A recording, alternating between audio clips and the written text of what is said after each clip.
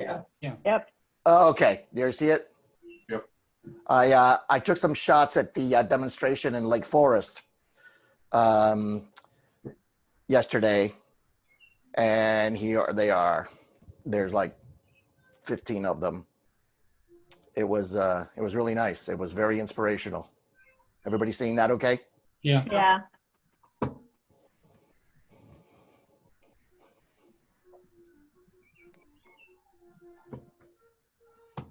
That's he's a Chicago Bear, that speaker. I don't remember his name.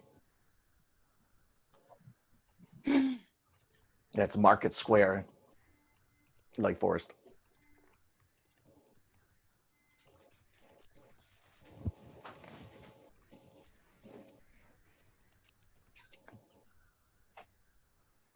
Looks like there was a good gathering. That's one of my favorite shots there. The white mom for Black Lives. That's really nice.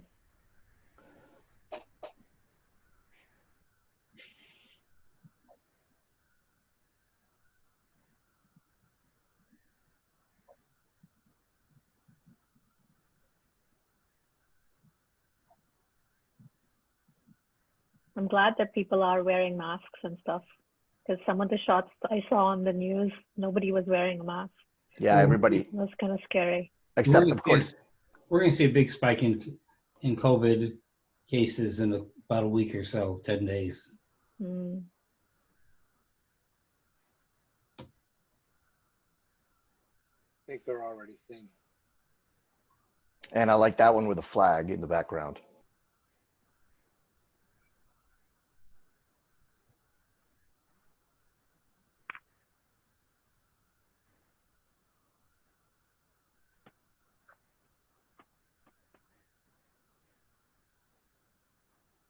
And that's it. All right, so stop screen sharing, stop sharing. Okay, now we're back.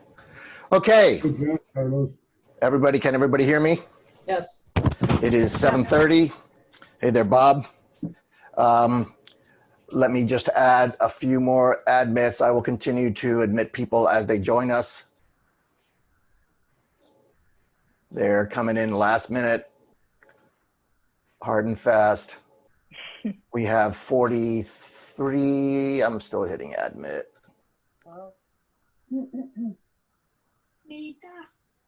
Okay. All right.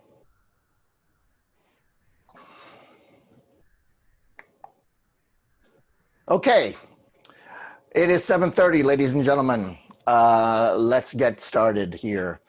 Tonight's program, kindly donated by Ms. Karthika Gupta, The Art of Storytelling in Travel Photography. Hey, there's some applause there for you there. Yeah, I'm sure you've all read her bio. I'm not going to reread it. You can visit her website at karthikagupta.com. She's a teacher, she's a photographer, she's a traveler, and I'm sure you're going to enjoy her presentation. I just want a couple of announcements. In 2 weeks from tonight, we have Steve Gettle with Caught in Motion, Photographing Action. I will send out emails on that. You have to, like I said before, you have to register with Steve in order to see that presentation. And the Zoom link is on our homepage. On the next month, July 16th, we have one program in July. We have the terrific Sarah Marino, fresh from her terrific Out of Chicago online program, which I saw and was inspired by. Her title is Composition for Nature Photographers, and it was a very interesting approach that she had that resonated with me, and I think everybody's going to really like that one. The Zoom link again is on the website. Also on the website on the homepage are links to past videos. The John Williams architectural photography link is there, and the Nick Sinnott using Lightroom, Photoshop, and Luminar is also there. All right, so without any further ado, I will continue to let people in, and I will hand the reins over to Ms. Karthika Gupta for Thank you. For the Art of Travel Photography. All right, I'm gonna try this. Yep. Share screen. Okay, I guess you guys are able to see it, Yep, right? we're good. Okay, perfect. Thank you so much. Thank you, Carlos, for inviting me. I'm quite thrilled that there are like more than 40 people. Obviously, travel is such a hot topic at any given time, and I think now more than ever, travel is something that we all long for. We need to kind of more than just get into travel, be aware, be cognizant of where we are going, who we are interacting with, and all the repercussions with everything going on. So I wanted to focus a little bit on storytelling, particularly as it appears with travel photography. So let's get started. I know we have unlimited time, but I will try and keep it as short or as long as you guys want it. Always open for questions, of course, and I think there's a chat box as well, so we'll figure that out. So let's get started. So today I want to talk to you about a few different things in terms of travel photography. I have been obviously obsessed with travel for a very long time, and I'm sure most of you guys are as well. I didn't start off as a travel photographer, but I'll get to that in my intro. But somewhere along the line, the need to actually tell stories, to captivate the audience, my audience, to be true to what I was seeing and what I was experiencing kind of took over more than just taking a beautiful picture in a beautiful location.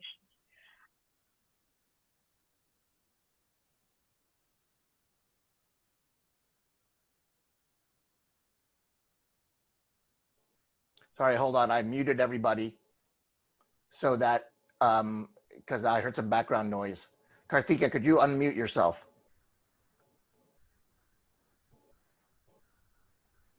There you go. Okay. All right, Okay. great. And with storytelling naturally comes a more sort of lifestyle approach to travel photography. And I'll explain all of this as we go along. I want to share why it is important. I want to share how can you as a traveler, as a photographer, as an artist, identify these narratives, how to ideate travel narratives based on sort of where you are and also based on where you want to go when you're even in the planning stages. And I definitely want to address the last 3 points here, which relate to culture and diversity in travel and travel narratives. I think now with everything going on, it's so much more important to have these diverse voices and have these diverse stories come out in our work, in our portfolios, in our imagery. And so I definitely want to hit on the role that culture and diversity has, and how do you identify these diverse narratives, and also how do you do it in a way that's authentic and that's real and that's not kind of forced upon you. So that's sort of the agenda. There's a lot going on. There are not too many slides, but there are words in there, and I will talk to them. And I intentionally put the words in there because I felt this would be great for when you go back and you kind of look at the presentation, you can connect the words with the images. I just didn't want it to just showcase imagery. Okay. I don't have access to move my slide. Can you just hit the right arrow? No, that's what I'm trying. It keeps beeping. It's not going forward or backward. Okay. It just hit escape again so that you get out of the presentation. Oh, I can't even do that. Okay, unshare your screen maybe. Oh, there you go. Wait. Okay. You figured it out. Yeah, it's sort of locked up. I don't know why. Oh, yeah. Sometimes it may be a little slow. We've noticed that sometimes, it takes a few seconds sometimes for it to move. Okay. So, yeah. All right. Keep going. So in terms of takeaways, I guess the 3 key ones that I want you guys to walk away with is how do you identify travel narratives authentically and appropriately? How do you create sort of interesting travel stories that captivate your audience? And how do you promote culture and diversity in your portfolio? And I put portfolio there because I didn't know if there were professional travel photographers or professional photographers or just people who really love the art. So whatever your way of sharing these images are, that's what I mean by portfolio here. A little bit about me. I don't have a official photography degree. I actually have an IT background. I worked in corporate for over 15 years. And somewhere along the line, I picked up the camera. I guess maybe once I had my kids, I was quite interested in sharing images back with my family in India. I'm from India originally. I was born there. So a lot of, I still have family there. And camera and photography just became a way for me to share those stories. So perhaps even before I knew it, storytelling was sort of a part of how I thought about images and how I clicked images. In 2010, I sort of had a part-time photography business. And in 2014, I went full-time. So as of this year, I have about a decade of photography experience. I started off with families and children because that's who I was primarily photographing, with my own kids. I started getting into weddings, absolutely loved it. I didn't do too many Indian weddings. Indian weddings tend to be very crazy and chaotic. But I just loved the aspect of families getting together, the whole wedding scenario. Like I said earlier, I have been an avid traveler since day one. So somewhere along the line, I picked up travel photography. I was documenting all our family travels anyway, but then I started getting a little bit more serious in how can I share these travel stories with my audience. And so my audience slowly started pivoting a little bit. I don't do weddings anymore. I'm now a full-time sort of travel and culture photographer and writer. So I do write articles as well. I also teach photography, but online on a few different online schools. And I think that's probably where Carlos found me as well, through Digital Photography School. I also do workshops. I have travel retreats that I take people on to kind of share not just the love for the place and the culture and the people, but also through photography. I work with tourism boards as well. I did my first trip with the tourism board of Sri Lanka earlier this year. Maybe that's my only trip this year, given everything going on. But it was such an incredible experience because the tourism boards across all countries are slowly starting to recognize that people want more from just coming and checking things off a box. They want to, it's no longer just a bucket list item. They want it to be a little bit more meaningful. They want it to be a little bit more authentic. They want to have those small group interactions, or they want to dig deep and they want to understand the culture. So a lot of tourism boards are opening up to this concept of finding out more about the place, digging in and getting those experiences. So it was a wonderful experience, and I'm very glad that I got to do it, because it just, in my mind, solidified this idea that I had that storytelling is important in travel, and by sharing these stories we can touch a lot more people. I also have a podcast and a platform called Culturally Ours, and basically across Culturally Ours we share narratives. Again, pulling in the whole theme of storytelling and narratives, we pull those in across all different verticals of lifestyle. So if you look at Culturally Ours, there's food from around the world, there's art from around the world, there is life and lifestyle, there's culture, and the podcast talks to people around the world to share their stories. So the whole premise being that we might look different, we might live differently, we might speak with a different accent, but deep down we're all very similar and we have the same goals and aspirations. So that's a little bit about sort of who I am. And I'll jump right into storytelling. So for me, storytelling has always been a way for myself and my audience, be it my children or my students in photography, as a way to take the viewer through the narrative, right? Through the narrative of time, place, and space. There's a lot going on when you look at a travel image, and a lot of times we focus on that what is more obvious. maybe we've seen the image, maybe it's a popular location. And so the eye tends to gravitate towards only that narrative. But storytelling in travel photography extrapolates all these other narratives that are going on.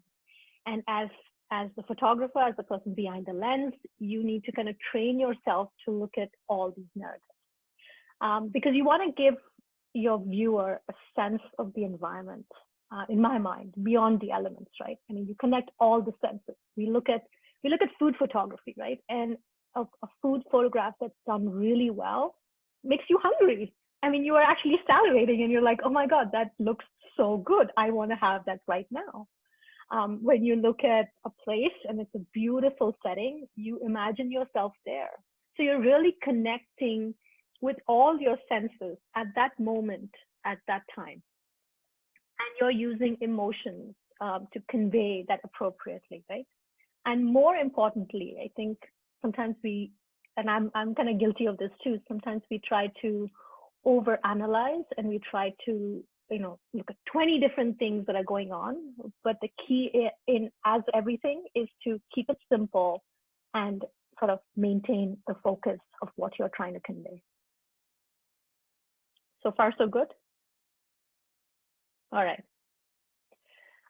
So coming back to storytelling. Storytelling sort of looks at this scenario in a very lifestyle sort of approach, because that's what life is, right? Life is one big story, or a lot of different stories with a lot of different chapters. So choose a narrative that is true to the place. It can be whatever sort of you think it to be. And I will go through examples and I'll share stories with you. But essentially, it is engaging all these details to sort of give you a view of what's happening. Travel photography isn't always just a beautiful landscape or architecture. It's people, it's portraits as it relates to the story. And you might argue that, in a landscape environment, maybe there are no people, and that's okay. But for the most part, I think when I think about travel, I always think about myself as going somewhere, interacting with people, interacting with the place, interacting with everything that's going on. So I always try to include people and portraits because I want to get a sense of who they are and what their life is like. And of course, as the concept of a hero image is not something that's new for us photographers. It's that one image or the series of images that sort of seals the deal. And again, I'll kind of get back to this when we go through some of the examples. Sometimes you include action and motion. Sometimes it's there, sometimes it's not, but that's okay. I mean, think about a landscape, a sunset. You can always include, you can have slow shutter speed and include that simulation of motion of the clouds, right? So there are a lot of ways that you can include action and motion as it's applicable to the story. It might not be there in every scenario. And again, going back to my earlier point of keeping it simple, along with keeping it simple, sort of keep it real and keep it candid, because people tend to imagine themselves in those scenarios that you show them. And so it's your sort of prerogative to keep it real and keep it candid.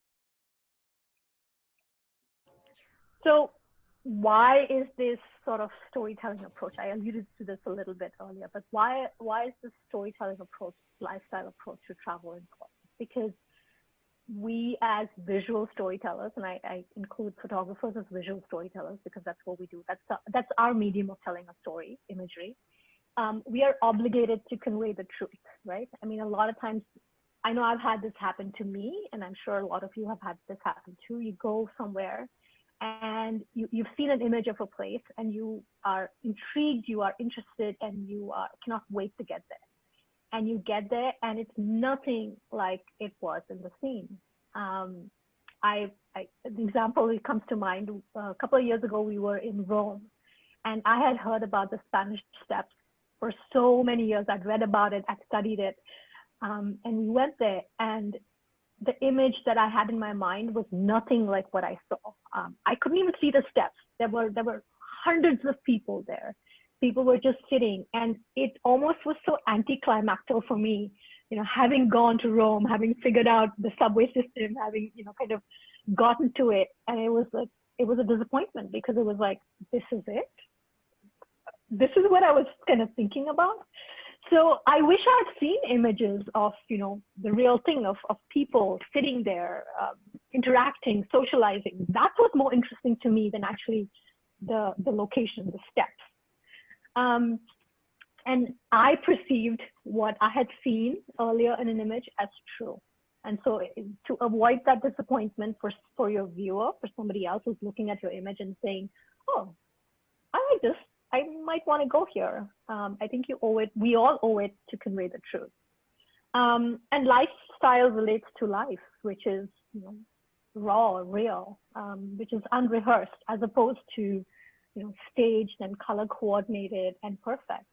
This concept comes from this whole, in my mind, this concept comes from the whole, family, kids and all photography that I used to do, where everybody was color coordinated.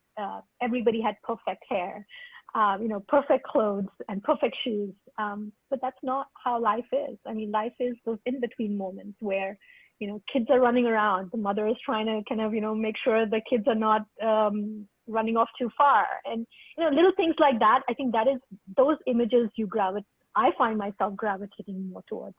As I've been doing this for a while, I find people gravitate more towards those images. Just my perspective, but kind of that's where I'm seeing. It also gives you a chance to sort of break away from the mundane. My example of the Spanish Steps, that image was used in an article, and people, I actually got messages from people because I'd mentioned it there. I said, this is how I saw Spanish Steps. It's not just the location, it's how people were congregating there. People, there were ice cream vendors, there was a horse-drawn carriage. So there was all these other narratives that were going on. And for me, that was what the Spanish Steps was. And I got a lot of comments from people saying, hey, that's a different way of looking at it. Thank you, I never saw it that way. And so as I kind of put these things up, put these narratives, put these scenarios out there, people tend to kind of gravitate towards them. Of course, not everybody, but that's okay. It also helps you sort of extract stories and narratives that are unique, and you can capture them authentically. Now, the image here, I don't know if you guys are familiar, but this is in Jaipur, India. And Jaipur is a city that has a lot of royal history in India. There are lots of palaces. It's called the Pink City. And this palace is called the Wind Palace, Hawa Mahal. And it's actually pink. So when you Google Hawa Mahal, you see images all across the board of the Wind Palace in this beautiful hue of pink stone and pink color. But when I had taken a group of people here a couple of years ago, we did the traditional shot where we got the Hawa Mahal in pink during the daytime. But we passed by this and we stopped and we actually spent more time because this was a scene that nobody had seen. The palace was lit up, and that moon is not doctored, it was actually there. And it was just such a beautiful image of something that not too many people see. But it's still a part of the palace. It's still a part of what that structure represents. So it just gives you a sort of different perspective when you strip away all of this and you look at it from a storytelling angle. It gives you a different perspective, and that's what I want to stress, to have that different perspective. This is an editorial that was featured online in Fodor's Travel. A lot of the examples you see here are from India, again, because that's kind of where I'm from. I travel a lot in India. This was a flower market in South India, in a city in South India. And again, not too many people look at this narrative. You go to a city, you look at popular landmarks, you look at popular markets, popular locations. This was a flower market that was kind of off the beaten track. The flower market starts at 4 a.m. and it's like this hub of activity and colors and textures and people. These are everyday people. This is their life. These people come from different areas They buy flowers wholesale, and as you can see, the lady sitting there, they actually make garlands. They sell flowers to like normal people as well as flower vendors, just like a flower market here in the US. But it was just so enriching from a cultural standpoint. And I went there, I kind of took these pictures, I stayed around for a bit, I interacted with the people, and I pitched an article to Fodor's Travel, and I said, this is a very different view that somebody would get from Chennai. Would you be interested in a story? And they jumped on it. And so this editorial was featured in Fodor's. If you Google my name on Fodor's Travel, you can read the story. But it just goes to show that something that's unique and something that's different from the norm does have an audience. There are people who want, like me, want the off the beaten path experience.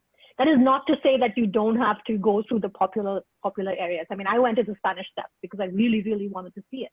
I went to the Colosseum because I really wanted to see it.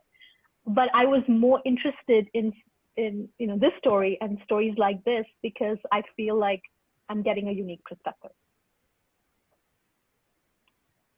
Okay. So how can you have a storytelling mindset?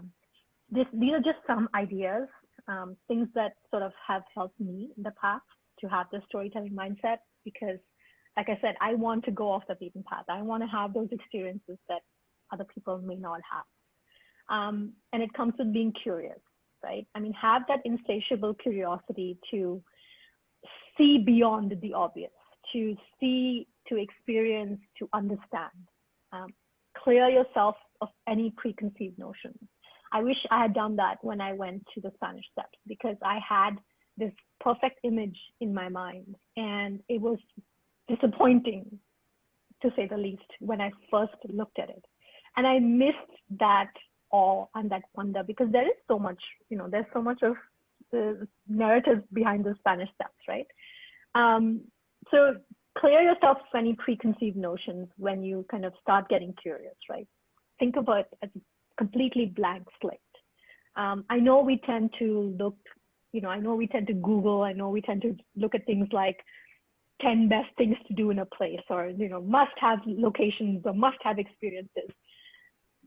Do that if that's sort of your thing, but kind of read it and maybe put it aside, and then try and dig a little bit deeper on things that are not so obvious.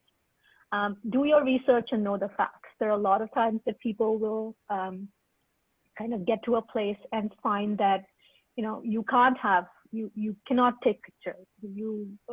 Photography is not allowed. It was before, but now it's not. Or your timings have changed.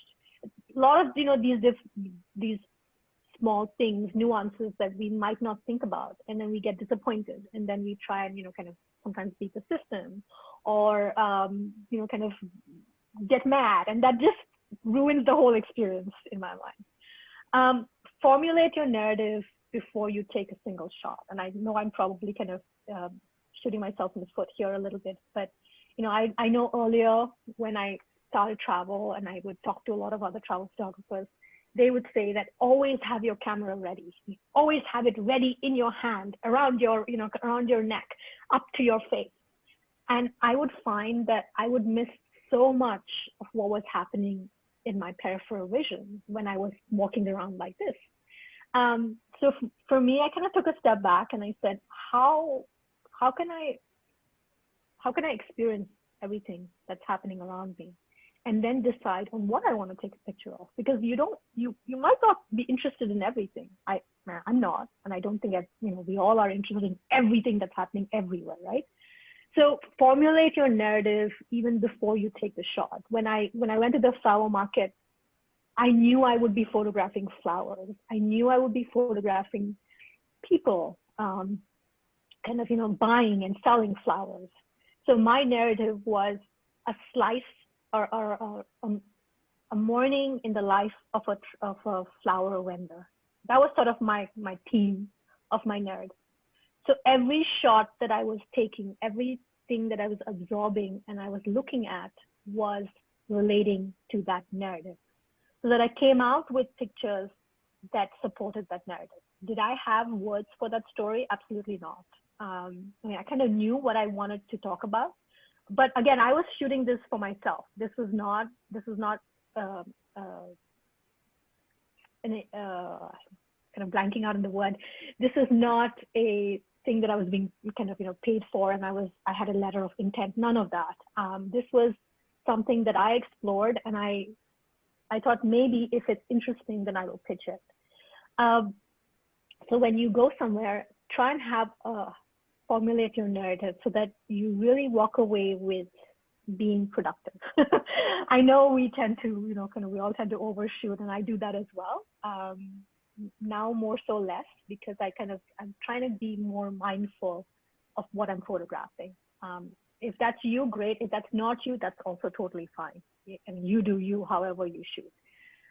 But just be intentional to frames as it relates to the story. It goes back to my point of having that narrative, because you come back with 20 images of the same flower or 20 images of the same location, and they're all great.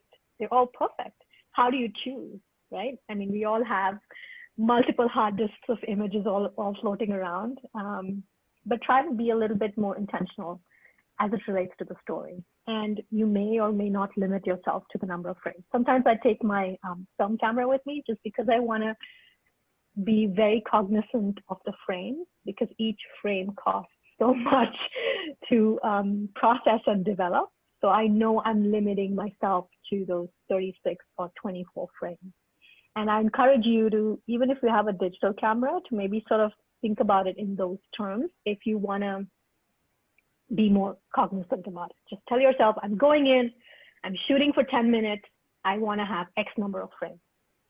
What I do is I tell myself, I'm going in for 10 minutes, I want to have at least 2 images that I'm proud of within those frames. That's sort of how I limit myself. And there's another reason for this too. I tend to travel a lot with my family. We're all very avid travelers. We hike, we camp, we explore. And so my primary motive is to enjoy time with my kids and my family. My primary motive is not, unless it's a paid gig, my primary motive is not just to take travel pictures. Of course, when it's a paid assignment, then, all bets are off, and then I have my me time, but that's sort of another discussion altogether. So how do you ideate travel narratives, right? I mean, I talked about earlier about, being curious, about, letting go of preconceived notions. But how do you ideate these travel narratives? And a lot of times it comes from, sorry to sound sappy, but it actually comes from the heart. Look for stories beyond the obvious. Sometimes it's a word, sometimes it's a feeling, and you follow that lead, right? You follow that feeling. I have Post-it notes, and I kid you not, I have Post-it notes all over my study with ideas of narratives that I want to explore. It doesn't mean I'm going to get to them right away, but I know that at some point those ideas can click in the place and that I'm going to, or that the experience that I'm going to get. And so I try to connect the dots. You might have it all on your phone. Doesn't matter. I strongly encourage you to kind of, start this ideation process in whatever ways you can, but sort of document it. Research atypical magazines. And there are a lot of beautiful magazines out there and publications out there that really go to the heart of a narrative as it relates to a place. These are some that I really enjoy. Another Escape, it's a publication based out of UK. It's all about sustainable lifestyle and people who are creatives and artists and creatives who are living life sort of on their own terms. And they focus on different themes. They focus on, like, some of the themes are water, there's mountain, there is trekking. So it's a whole bunch of things that, encourage you to check it out. Kinfolk is another very popular magazine. It's, again, all about lifestyle. It's very eclectic. It's very coffee table book sort of a thing, which I enjoy. So I look for it, and I look at the narratives that are there, and I use those narratives to kind of generate my ideas. I try and stay away from clickbait headlines. And when I say clickbait headlines, what I mean is, like I mentioned earlier, top 10 things to see in Sri Lanka, or, the best experience in X, Y, and Z. I try to stay away from that because I'm going back to that philosophy of being curious and it's sort of, letting go of preconceived notions. I might look at it to see what is sort of popular, but that doesn't mean I follow that. And the other pointer to this is to understand your audience.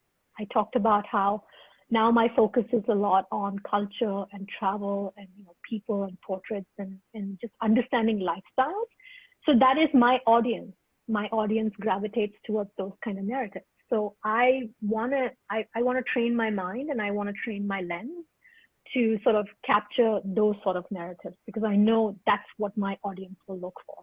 So it just depends on what your audience is, whether you're a professional, and you shoot for clients, or whether you're doing it for personal growth, in which case I think it's more important to sort of be true to what floats your boat, if I can say that.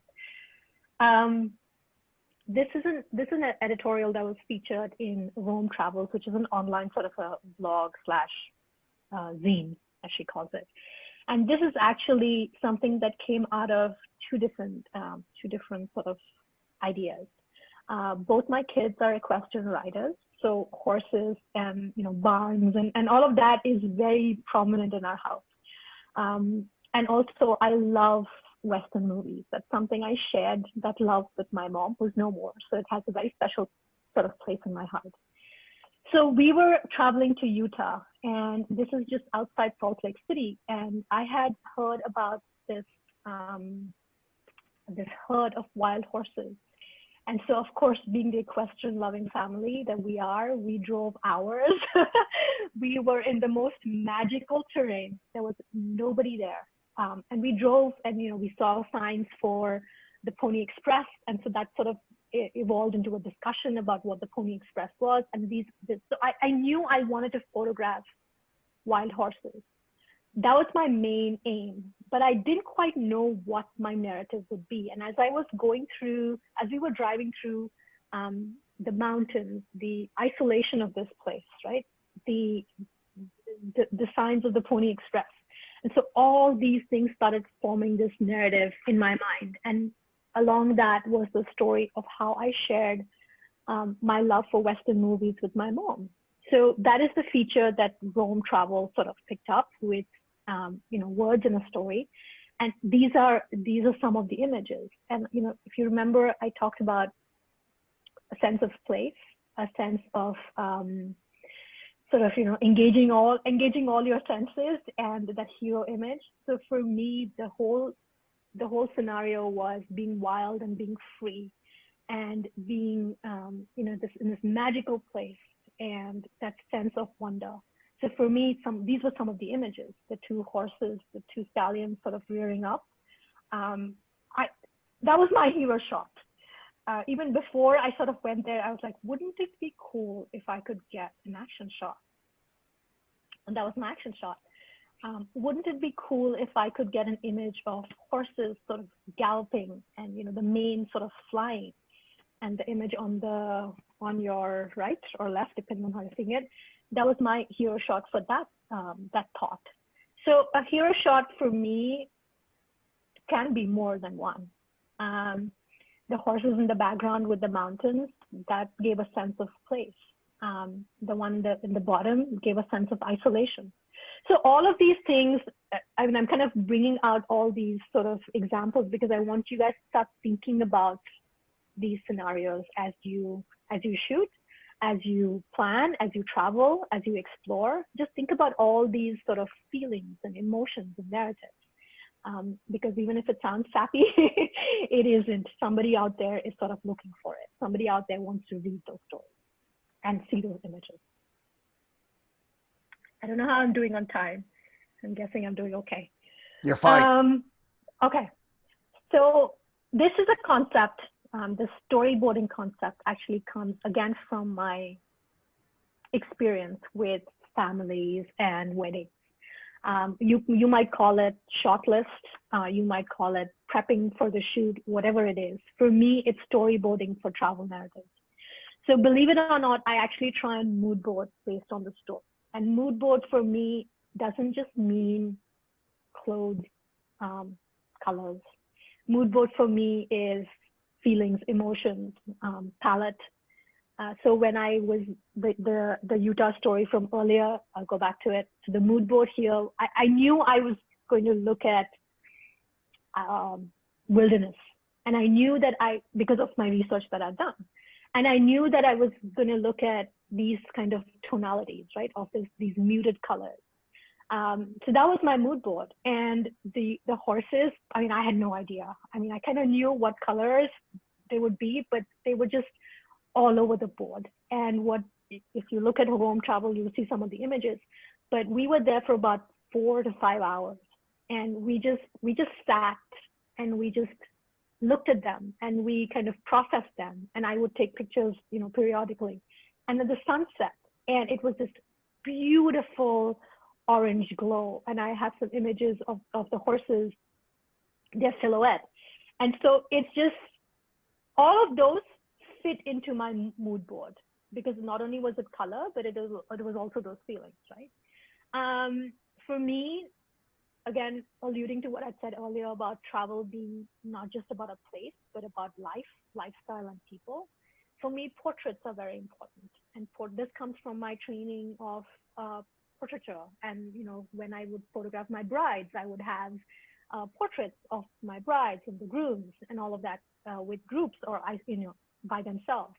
So I have close-ups, I have pullbacks. Even with the example of the flower market, there were images there that had portraits of the people, of the vendors, of the women, of the men who were on these motorbikes with bags and bags of flowers, because they were then taking it to their local flower vendor and they were selling it. So those were portraits for me.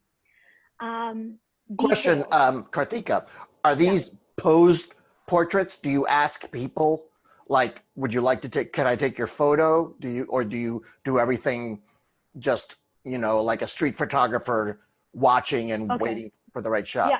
Yeah. So my philosophy is I always ask permission when appropriate. If I'm really far off and I'm seeing something happening, then I'm not physically capable of asking permission. But when it is a close-up, when I'm engaging with the person, I always ask permission. And my camera is never up here when I'm asking permission. My camera is always to the side. They know what it is. I talk. Even if I don't know the language, pointing to a camera and doing this by default means, would you like to take a picture, right? So that is my philosophy. And I say this because I've had this happen to me when I was traveling with my kids when they were little, that people would come and they would take pictures of my kids. And it was a very uncomfortable feeling as a mom, as a parent. So I do not want that, whether the kids or not. I never want to have the other person experience that. So my philosophy is that I always ask for permission. There are multiple schools of thought on whether it ruins the moment, whether people get defensive. I have not experienced that for the majority of the time. Do people tell me no? Absolutely. Absolutely. I've had people tell me no. I have had perfect pictures in my mind that I know if I'd taken the shot, it would have been a wow image. But they said no.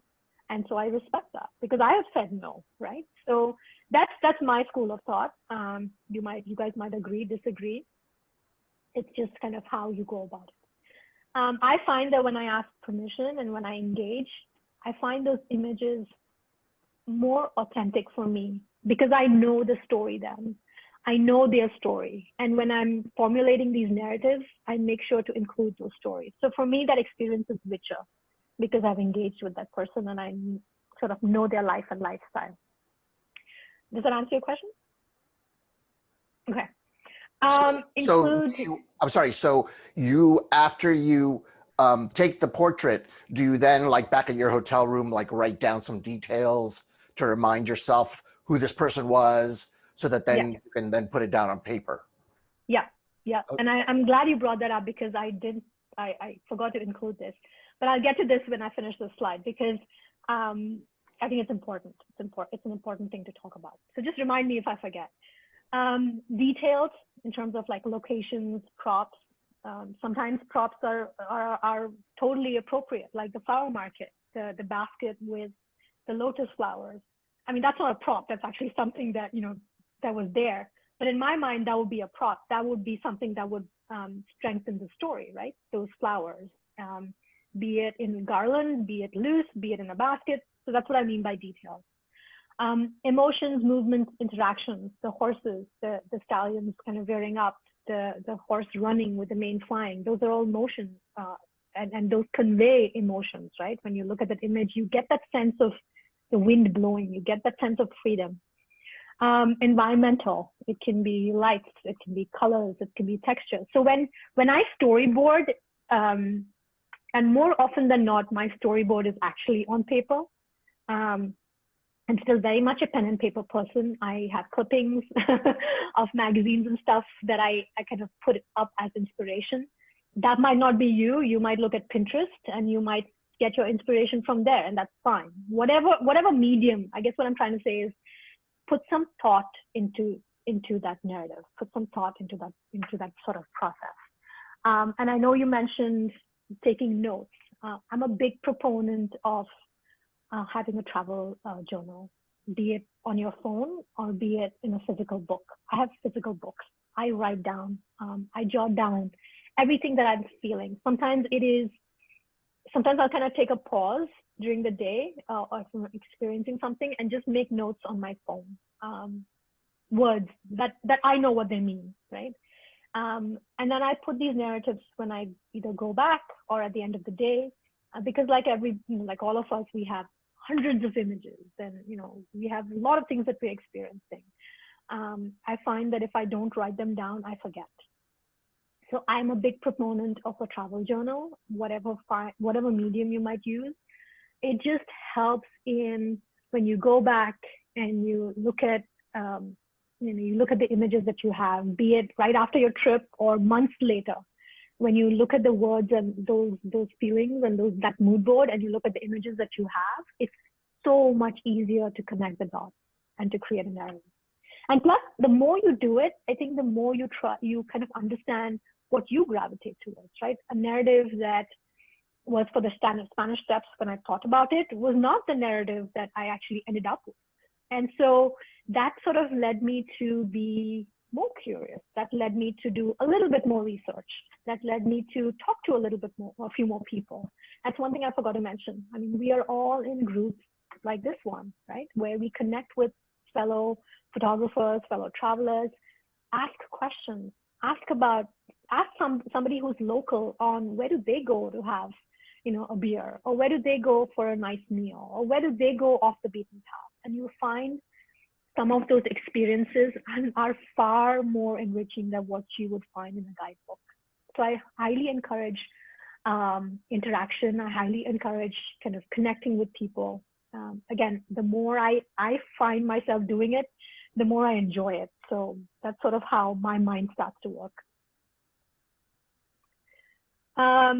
This is an upcoming feature that's probably coming out sometime in July or August, based on their print schedule. This is actually a place in India. It's a holy site, and that's actually the river Ganga, which is one of the holiest rivers in India. And this place, which is Rishikesh, which you may or may not know, but it's sort of morphed into from a religious, spiritual place to the yoga capital of the world. The Beatles went there. They created a lot of beautiful music, and that sort of propelled Rishikesh into its sort of spot of fame. And so now Rishikesh is this beautiful confluence of old and new. And now with adventure sports and water sports that have come up, that's another shift to Rishikesh. So I was in, I mentioned earlier, I take people on retreats. So this was a part of our retreat that happened November of 2019. We were in Rishikesh, and the narrative that I was seeing was how this city, that is one of the holiest cities in India, has a lot of sort of culture and history, is now morphing with the young generation that's coming in, that's doing kayaking, that's doing bungee jumping, that's doing whitewater rafting, and how the old and the new sort of are merging, and what that means for this city and what that means for its people, both local and tourists. So this was a narrative that I'd sort of heard about. I'd been to Rishikesh before and I'd actually done whitewater rafting. So I was like, oh, this is interesting. Let me see if I can kind of formulate a narrative. And so this is sort of, there are obviously a lot more images, but I found that this for me was a beautiful mix of old versus new. So you can see the lady who's praying, because Indians, like Hindus, believe that when you bathe in the Ganga, which is the holy river, you absolve yourself of all sins. And so a lot of locals come as a pilgrimage to Rishikesh. And then on the flip side, you have this guy in this kayak, and he's kayaking. And I actually had this is an overhead shot because of the bridge that you walk across the river. And I saw these boats coming in, and I knew I wanted this image of this guy, because for me, that sort of sealed the deal with the lady who was praying. And then the boats and all of the other images sort of kind of tie into that story, tie into that narrative. So again, going back to being curious and sort of doing research, understanding, talking to people. Sometimes it's your own experiences. You might have experienced a place like I did. I experienced Rishikesh several years ago. I was not a travel photographer then. I had taken pictures, but I found that there was something there. I felt like there was a story that was calling out. Again, going back to sappy and woo-woo maybe, but the more you do it, the more you'll realize that you can train yourself to think beyond the obvious, to ask those questions and to be curious. I feel like I'm a broken record here, but I hope this is sort of inspiring you to kind of think outside the box. Yes. Okay. So we come to diversity, and I think this is a very hot topic for a lot of different scenarios, a lot of different sort of industries, and a lot of different sort of spectrums. So I won't get into all of that, but for me, diversity in travel relates to sharing stories that are not making mainstream. The story of the flower market is not mainstream. The story of the horses is not mainstream. The story of Rishikesh and how the city is evolving is not mainstream. When you search up all these locations, there are traditional stories that are done over and over again. And so for me, diversity in travel is looking at those narratives that are different, that haven't seen the light of day maybe, or maybe they have, but in a different angle. So you always have your unique perspective, right? So for me, diversity is exploring that unique perspective. And as photographers, we owe it to ourselves to share these narratives. Forget travel. I think all across the board, color, diversity, inclusion have a place in every table, right? Be it art, be it dance, be it music, be it photography, be it whatever. So having these stories out there just engages that dialogue. And learning about what's different from what we know makes us better human beings. I think, that's very true given the situation we're in right now. But keeping that aside, the more you look at diverse narratives, the more you challenge yourself to photograph differently, to look at the scene differently. Again, going back to, let go of your preconceived notions, right? It's no longer black and white. There's a lot of color, there's a lot of gray, there's a lot of different sort of stories happening in there. So the more you look at including those diverse voices and those diverse narratives, the more you train your own brain to look for it when you see a scene. My goal at the end of this is that when you go to a place, or when you kind of look at a scene, you are seeing multiple stories happening there, and you are trying to figure out what is appropriate and what is it that you want to photograph and what is it that you want to convey. Now, identifying cultural narratives is, I feel like, a topic in itself, but again, research and review all possible scenarios. Figure out what's appropriate to document, and I'll give you some examples later on.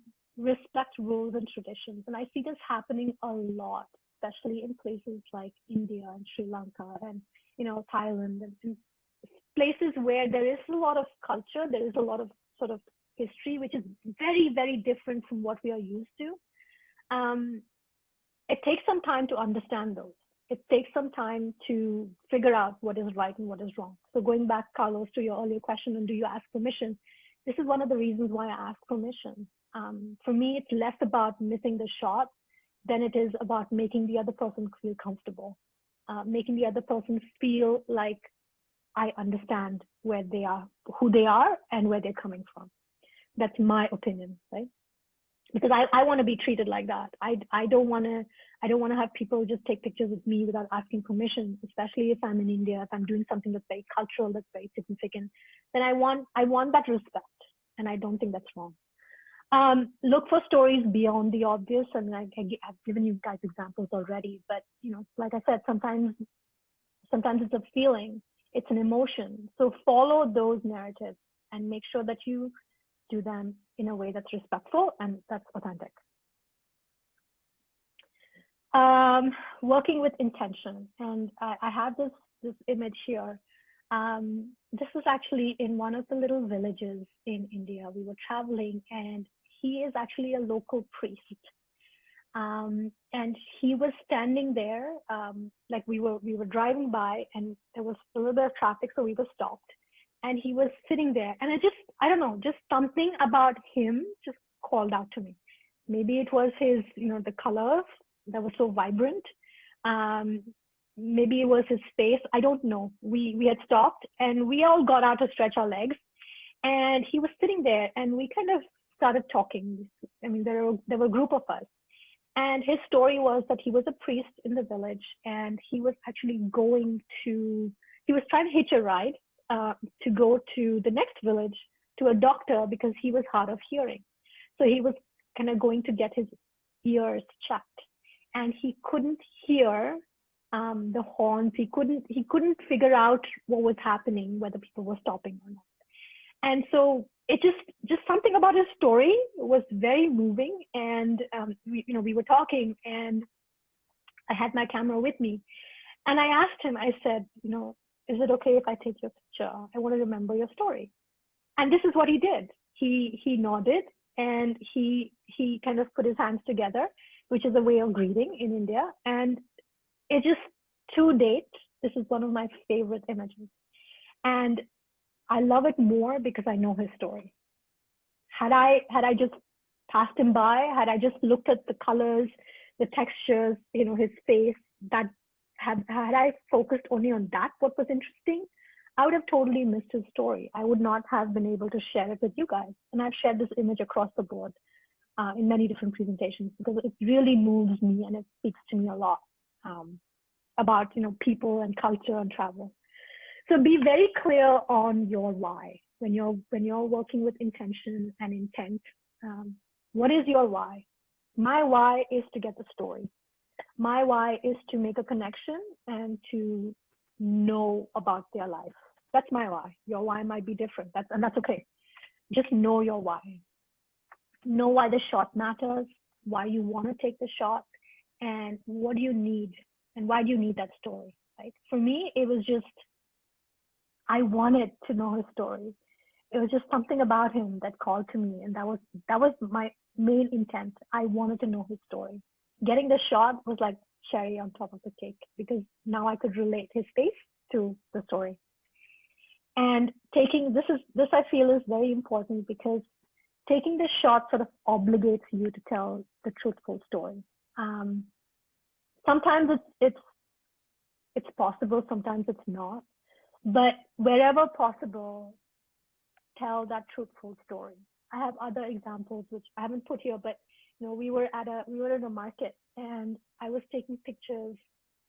It was like a village fair, and there was carousels, and there were rides and everything. And I was just busy taking pictures. I was kind of interacting. I was understanding what was happening. And this guy tapped me on the shoulder, and he said, "Are you taking pictures?" And I said, "Yeah, I am." And he said, "Would you take my picture?" And I try not to when people kind of ask that because I haven't made an effort to kind of know who they are. I find myself less and less agreeing to it. And maybe he sensed my hesitation. Maybe I don't know. Maybe it was just, me with my Canon DSLR with this long lens. He thought I was this, professional photographer. He said, I want you to take my picture and I want you to make me famous on the internet. And I thought that was such a cute story. And so of course I took his picture, and he had this flip phone because it was in a village, and I couldn't WhatsApp it to him. So I gave him my number, and I said, if you ever get a phone where I can send you a picture, just tell me about the fair and tell me you want your picture, and I will remember. Because it is that his curiosity, his sort of willingness to come in front. And because of that, I have his story. If I had just taken the picture and had no interaction with him, I would not remember him, right? I mean, I would not be able to share it. So that's kind of my why. And me taking that shot obligates me to tell his story. Okay, this is another hot topic, cultural appropriation.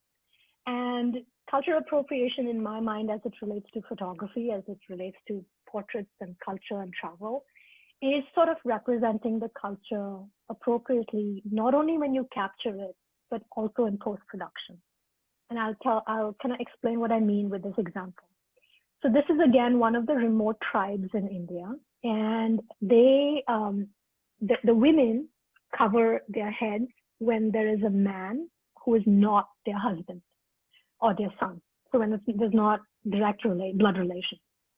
And there were these women that were standing there, and our guide with us was a guy, and he was in the car still, and we had gotten down. We were a bunch of women. Again, it was during our retreat, so we were just curious. We were like, she had these bangles, and I was kind of explaining the story to my group, and suddenly she flipped her veil and she covered her eyes. And I knew what it was, and everybody else didn't. And they were like, "What's going on?" And sure enough, our guide had come to see if we needed help with translation and stuff. And the other photographers with me were like, "Oh, we want to take a picture. Ask her if we can take a picture." And you can see her smile. She loved getting her picture taken, but she wouldn't lift up the veil. And part of me initially was like, "Oh, can you lift up the veil? Because we want to see your face." But then I realized that is so inappropriate for me, because it's not about me taking her picture. It's about me sharing her story. And so I let it go. And I think the picture is so much more beautiful with her smile, with the veil, with her hand, because it conveys that story. I mean, I could have easily told the guide, "Go back, sit in the car."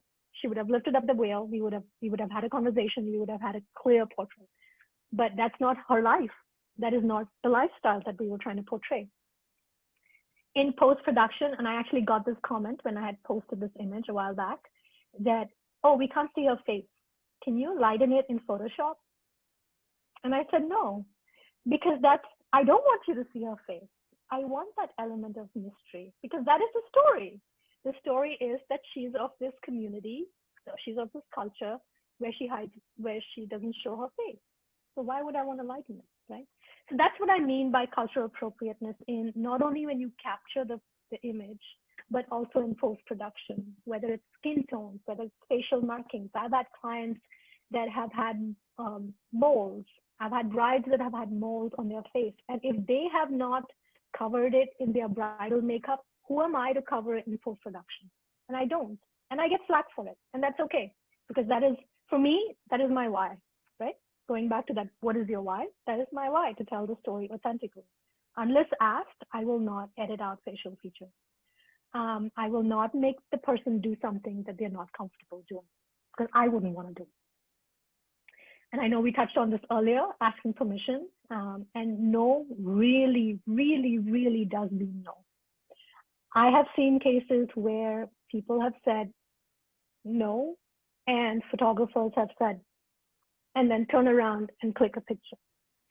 I don't have that image here. I wish I'd put it in, but we were again traveling in rural India, and we saw a guy with a herd of camels, and there were baby camels, and I had never seen baby camels. So I was so excited. We pulled out, we kind of parked the car, and we waited for him to come. And if you go to my Instagram, you'll see the story. You'll see the image. After I tell the story, you'll know what it is. And he got so agitated, and he was like waving his hands because we got out of the car. We had our cameras with us, and we were like, smiling, and I was smiling. I was totally goofy because I saw baby camels, and I was like, I want to know the story. I want to take a picture. And he was so agitated. And, we kind of said, okay, let's back off. And he actually went to a well, and the camels were, kind of drinking water. And we went up to him, and we just asked him, where you from, where you going? And he said, no picture, no picture. And I said earlier, right, even if you know the language, this does mean no.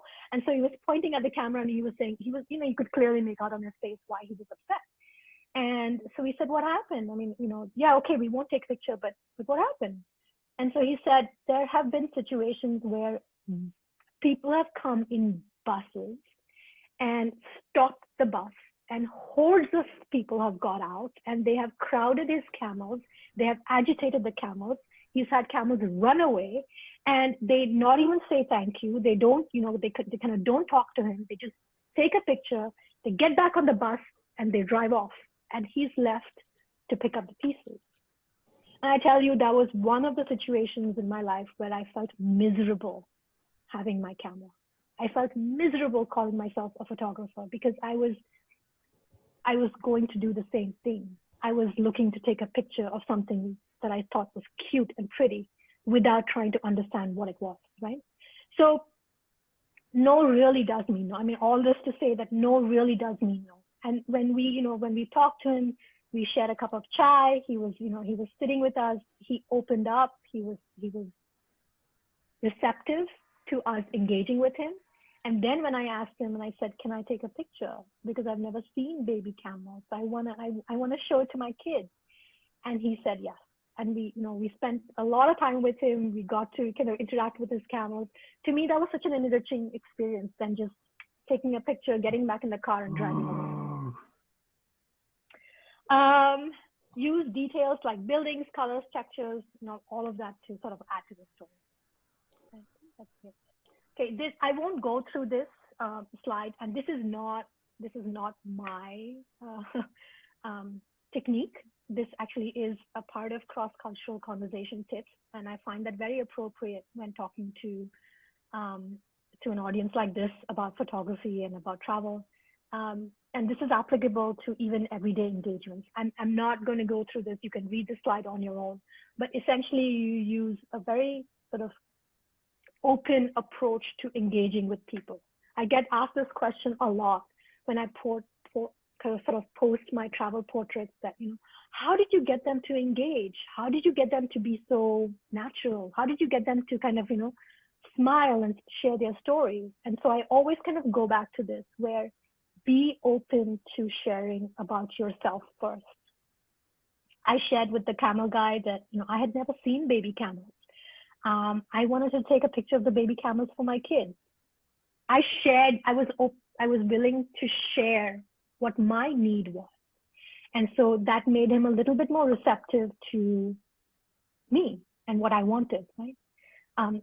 This soften technique, which has been used in corporate as well. I mean, I've used it in corporate too, where you smile, right? You kind of get into the conversation with a smile. You have a very open sort of a posture. You're not standing there with your hands, across your chest. You're not standing there with your camera on your face, making it appropriate for our discussion, right?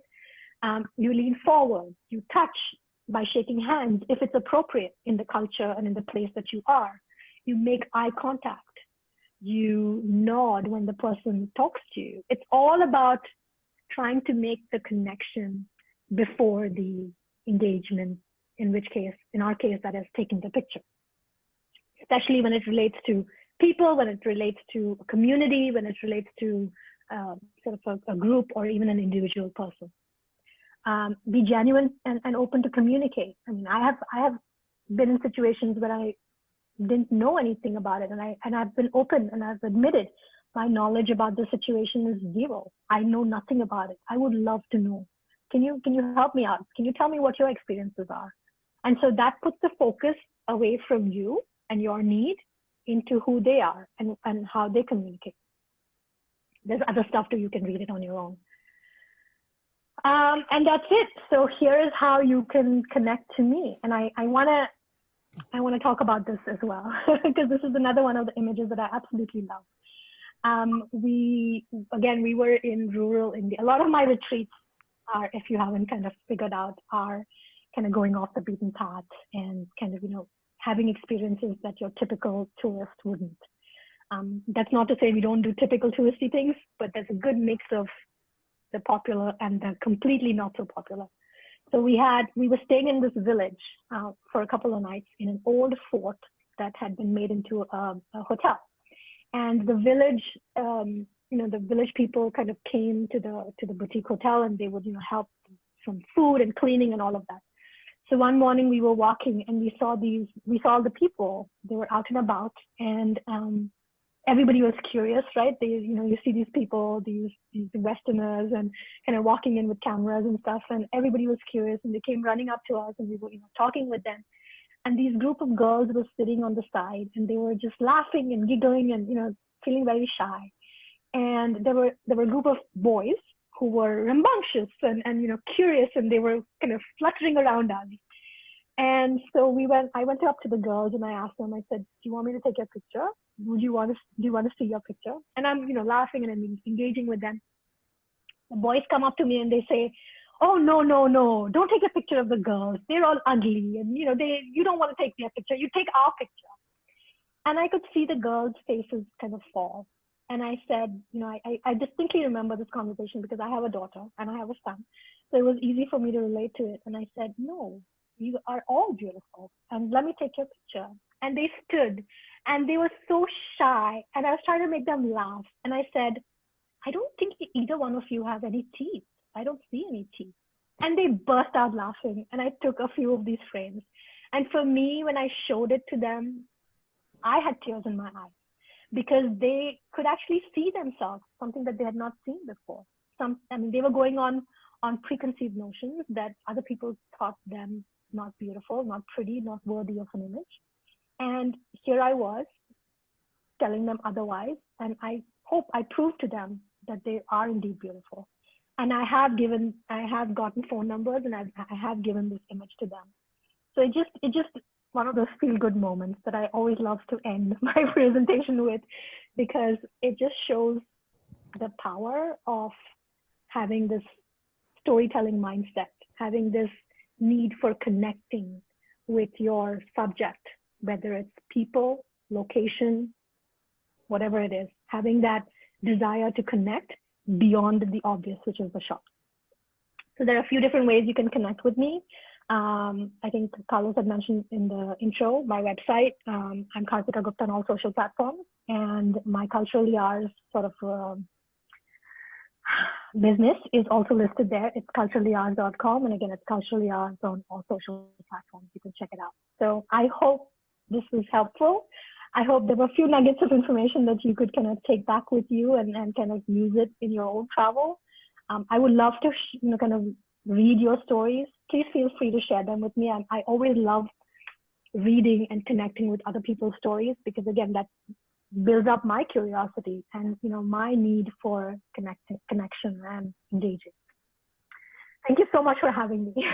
I think that was wonderful. There was a lot of really valuable information in your presentation, which I really enjoyed. I have unmuted everyone, so you can unmute yourselves if you want. And if you want to ask a question, just jump in there. Actually, I have a question. I'll be the first. Okay. I on a podcast a couple of years ago that I was listening to, I heard a term that you might be familiar with. The term is it's poverty porn. Mm-hmm. Is the term, right? Mm-hmm. Photographers who take photographs of people in the direst poverty situations without, like you said, without even engaging with them, understanding who they are. They're just, and you know, they go off and sell that to National Geographic or something, and they don't really know any more about that person. That person does not benefit from the fact that this guy made, you know, $30,000 on that photo. You know, it's poverty porn to them, to the editors and other people who want to see that.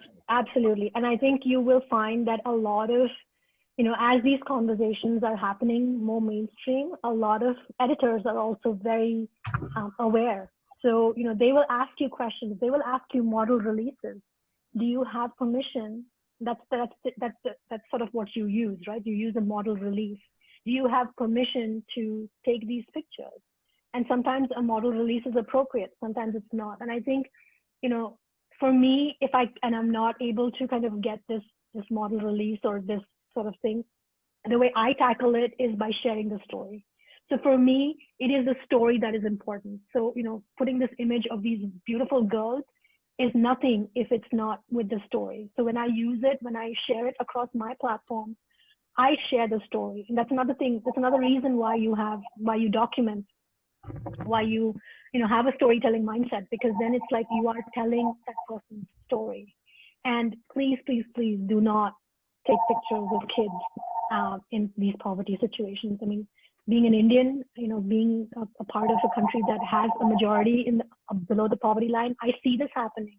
I see this happening when I'm out and about, where people just take these pictures. The person doesn't even know that their photograph is being taken in some cases. And so it's really heartbreaking to see, and it sort of puts us in a bad light. I mean, when you think back on the example of the camel herder, I mean, it put me in such a bad light, and I didn't even know him, but he had already had this bad experience, and he did not want to engage with me initially, right?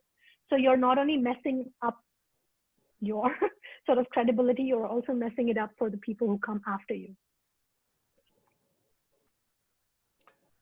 Any other questions? We have some. Go ahead.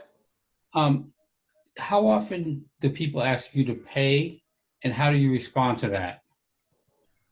So when I am taking, I have been asked that a few times, and I don't generally pay because I try to have that conversation. And if it is pay, I try to do it in terms of buying them something, maybe a meal, maybe a cup of tea. I've had that happen to me before. I've had, again, in Rishikesh, which is again very holy, like there are a lot of holy men, sadhus, that you will see pictures of plastered all over the internet. And they know that people come there to have their picture taken. And I have had people who have approached me and said, take my picture, I want to see it. And so grudgingly I did. And he said, now pay me money. And I said, but you asked me to take your picture. I didn't want to take your picture. And he insisted. And so I said, you know what, I'm not going to pay you money. How about I buy you a cup of chai? And so then we sat down and we talked and we engaged. So it does happen. It's happened to me. It's just how you respond to it. If I'm taking pictures of vendors, so like the flower market example, I always buy something from them. So I bought flowers. I asked questions about the flowers. I asked them what they were doing. And then I said, can I take your picture? When there are people there. So wherever possible, wherever it is, you know, there's some sort of money involved, it's more in kind. I have not paid hard out cash. Just something I don't believe in. Yeah, because I've been hustled a number of times in Africa where they take my picture. Oh, it's $20 now, and they're very insistent upon that. And that's their scam to earn a living. But and you know, it's like what came first, the chicken or the egg, right? At some point, somebody paid, or somebody kind of gave them money. I've seen a lot of times photographers will go in and they'll buy candy for the kids, and I'm like, they don't need candy. I mean, come on, what are you doing? Again, it's forgive me if I ruffle any feathers, but I feel like it's a little bit of ignorance on both parties. Again, going back to do your research, if that is something that is sort of expected and popular, and you'll know this The more you do it, you'll know this. Don't do it. Don't take that picture. It's not worth the shot for the long-term effects that it has. I I have hope a that helps. question concerning Mhm. consents. You mentioned you asked for a model release, a consent. Yeah.